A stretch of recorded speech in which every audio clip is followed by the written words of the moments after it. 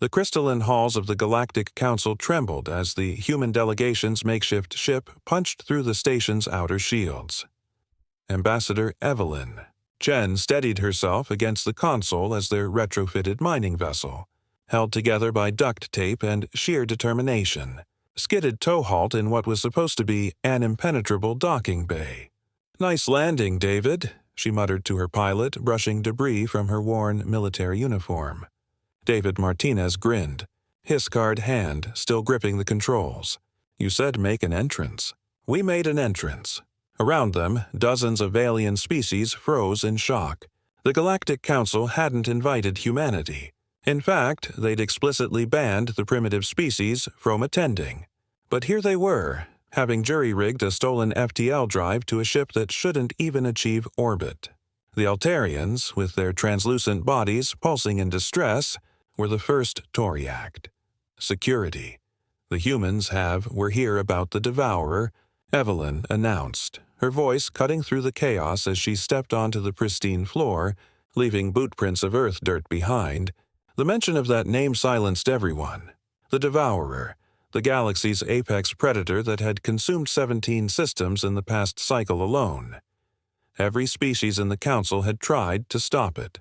All had failed. Chancellor Zix Theta, a being of pure energy contained in an elaborate crystalline form, materialized before them. "Humans, your presence here is illegal. You lack the technology, the sophistication that we have a solution," Evelyn interrupted, something no species had ever dared do to the Chancellor, "unless you'd prefer to lose another system while debating her. Credentials." The Council chamber-erupted, in dozens of languages, but the Chancellor raised a tendril for silence. "Speak quickly before we eject you into space."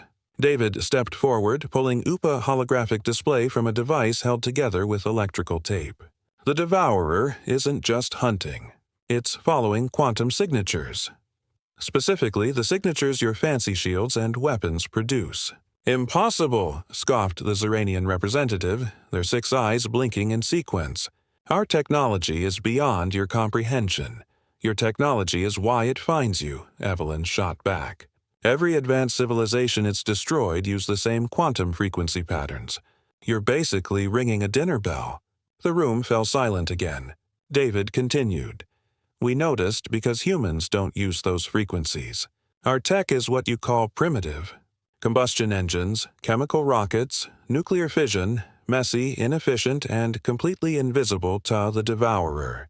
Chancellor Zixatheta's form flickered with what might have been disbelief. "You're suggesting we abandoned millennia of technological advancement?" "No." Evelyn smiled, and several species instinctively backed away. They'd learned that when humans smiled in certain ways, violence often followed. "We're suggesting you let us handle it." 3 days later, the Devourer emerged at the edge of the Kepler 442 system, where the Council had reluctantly allowed humanity to set their trap. The creature was magnificent in its horror, a biomechanical nightmare the size of a moon, with tentacles that could crack planets and a maw that had swallowed entire fleets. Every Council species watched from safe distances, their sophisticated sensors recording everything. They expected to witness humanity's swift annihilation. Instead, they watched David pilot a simple chemical rocket directly at the creature, while Evelyn coordinated hundreds of similar vessels, mining ships, cargo haulers, even decommissioned military craft from Earth's various wars. "It doesn't see us," David reported. His voice calm, Ash approached something that had terrorized the galaxy for centuries. Were background noise to it. The Devourer's attention remained fixed on the quantum signatures the Council fleet was generating light years away, not noticing the primitive human ships until they were already inside its defensive perimeter. "Now," Evelyn commanded, the human fleet released their payload. Not advanced energy weapons or exotic matter bombs, but simple nuclear warheads, the kind humanity had been perfecting since 1945, thousands of them, placed with surgical precision at points David had identified as neural clusters. The Devourer scream-shattered moons. For the first time in its ancient existence, it had been hurt by something it couldn't even properly perceive. As it writhed, trying to locate its attackers, the humans pressed their advantage, using chemical thrusters to outmaneuver the creature's desperate attacks. Phase 2, Evelyn ordered. David's ship released its special cargo, a cloud of nanobots, not sophisticated by Council standards, but programmed with something uniquely human. A virus based on Earth's own resilient microorganisms adapted to consume the Devourer's organic components.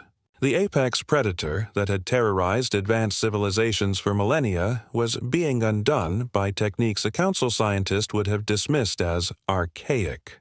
Within hours, the Devourer was dead, its massive form beginning to break apart.